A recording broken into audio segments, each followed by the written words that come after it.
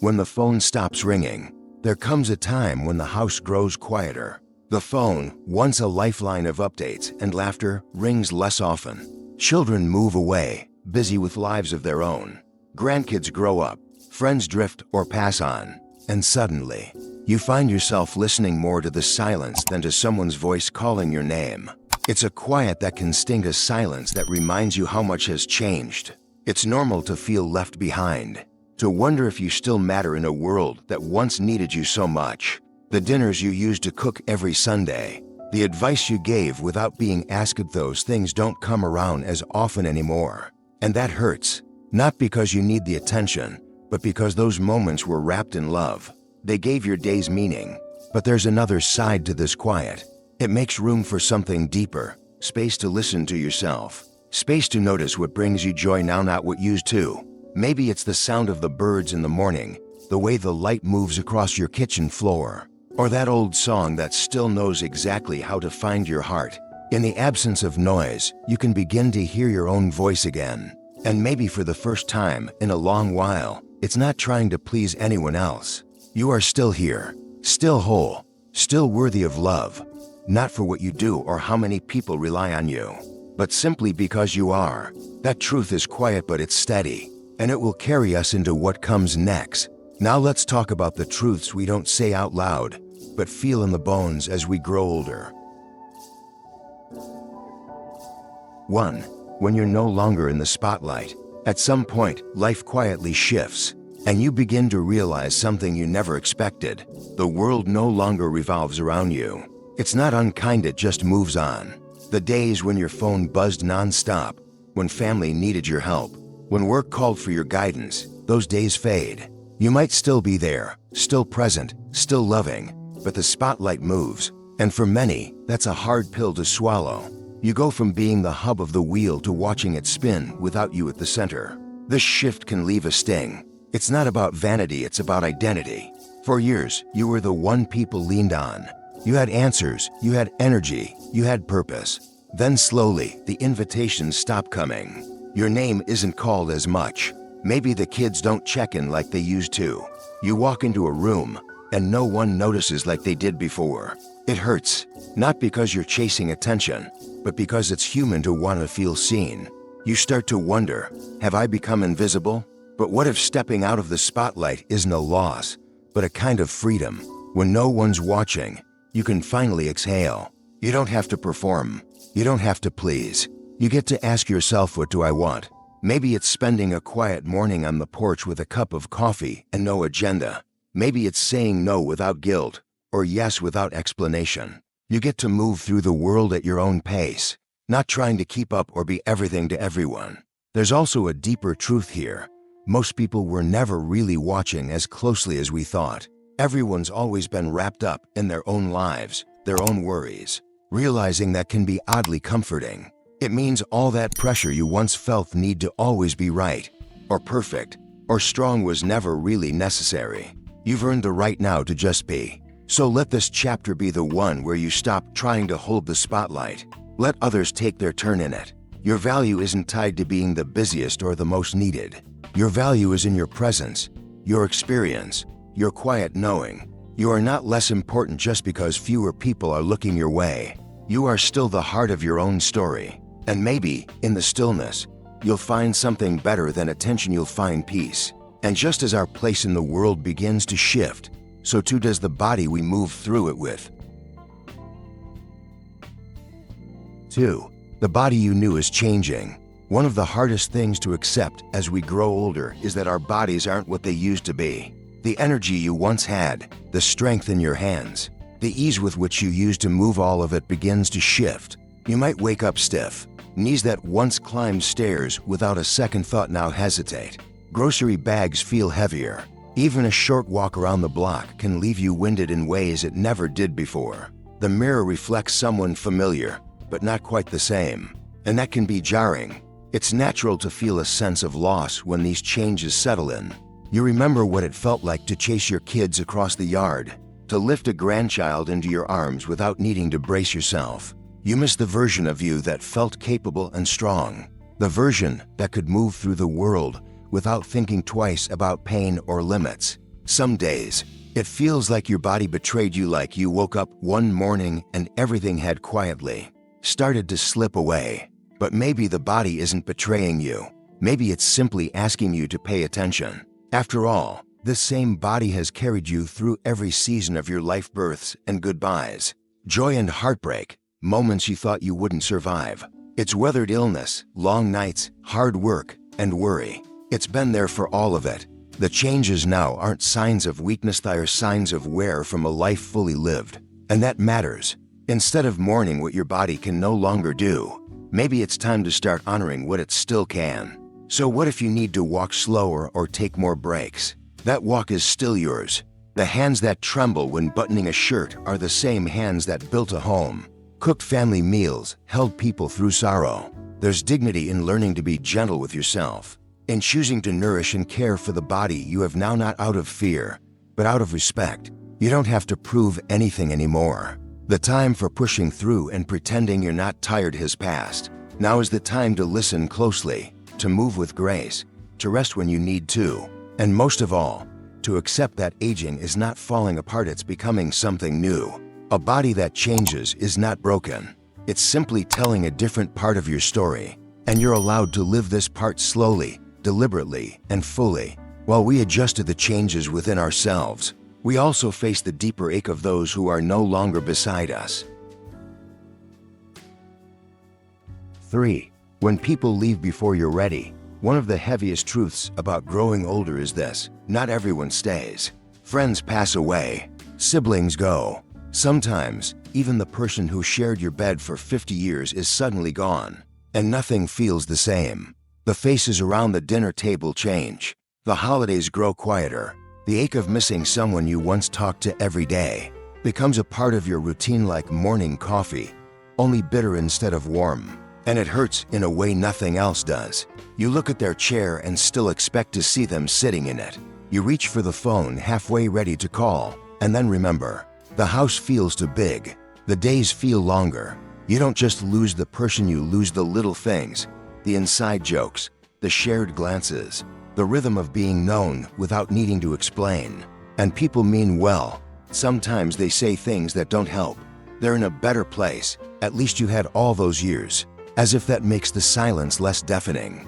But here's the thing about loss, it's also a measure of love. You don't grieve something that didn't matter. The depth of your pain means the bond was real. That love doesn't vanish just because someone is no longer in the room. It weaves itself into who you are, into how you carry yourself, into the stories you tell. They live on every time you smile at something they would have laughed at. They live on in your cooking, in your habits, in your way of offering comfort to someone else. Love doesn't end, it just changes shape. And though the pain doesn't disappear, neither does your capacity to keep living. New connections won't replace the old, but they can offer new light. A neighbor who waves, a stranger who turns into a friend. Even the simple act of sitting beside someone in quiet understanding can soften the sharp edges of grief. You're still here, and that matters. You're allowed to miss who's gone and still make space for what's next. Let your grief be what it is: real, personal, messy. But don't let it close you off from the world, because you still have love to give. You still have days to fill. And most of all, you still have yourself. The relationship you build with your own heart now can carry you through the hardest mornings and into the kindest evenings. No one stays forever, but the love you shared and the life you're still living are more than enough reason to keep going, fully and honestly. Loss reminds us of something even more constant, that nothing in life stays the same. 4. When everything starts to change. Change doesn't slow down as we age, it speeds up.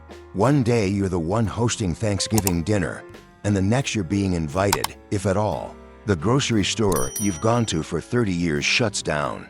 Your neighborhood feels unfamiliar. Technology moves so fast it's hard to keep up. And your own home, one you raised your family in, might feel too big, too quiet, maybe even too much to take care of. Suddenly, the world feels like it's shifting underneath your feet, and you didn't ask for any of it. There's a real grief that comes with that.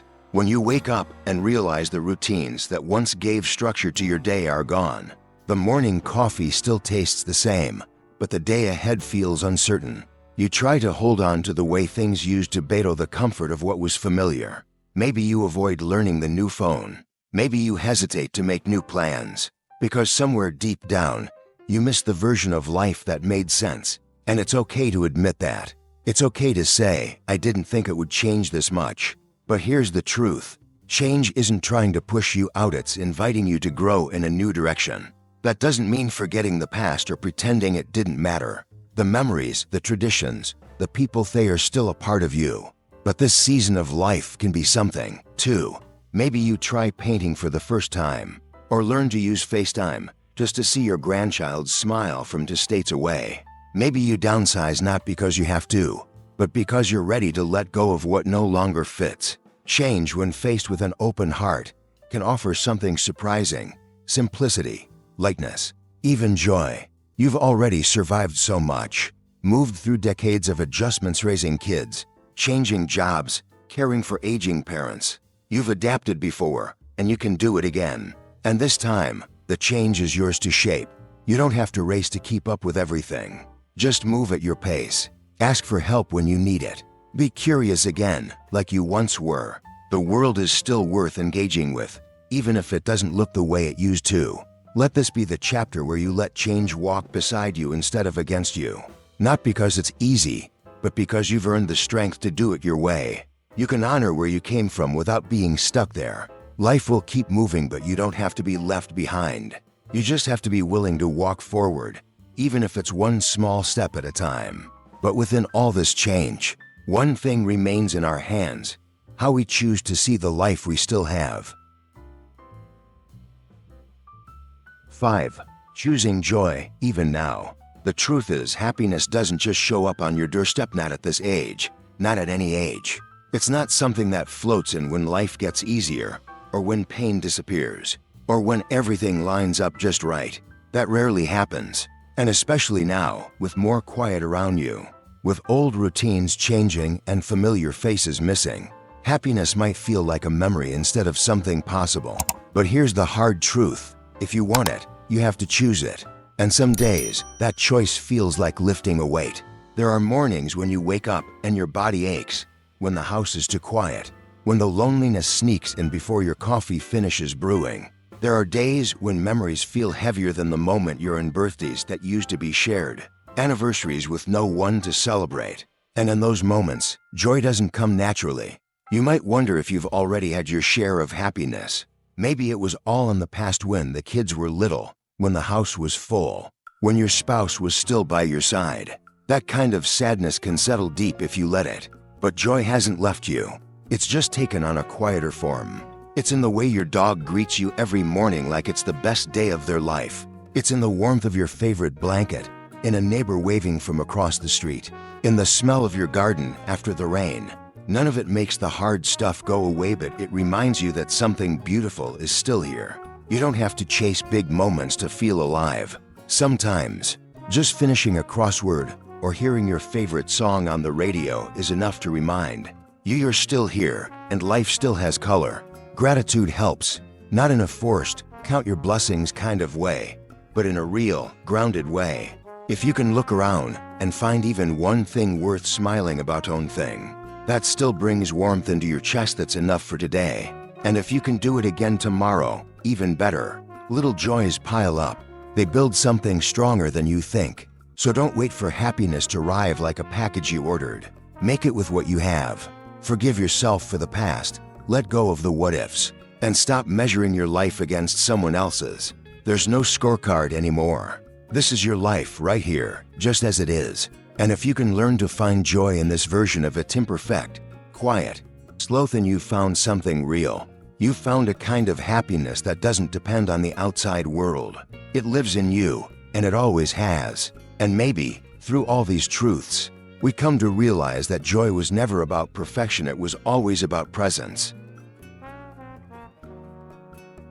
The quiet truths that set you free.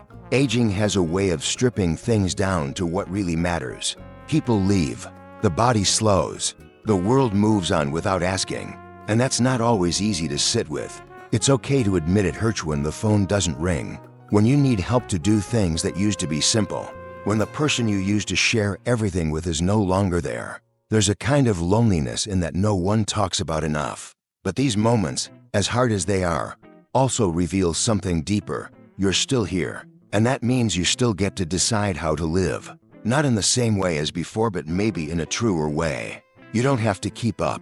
You don't have to prove anything. What you do have is a chance to be real with yourself, to notice the small things: a warm cup of coffee, a quiet morning, a walk at your own pace, and let them be enough.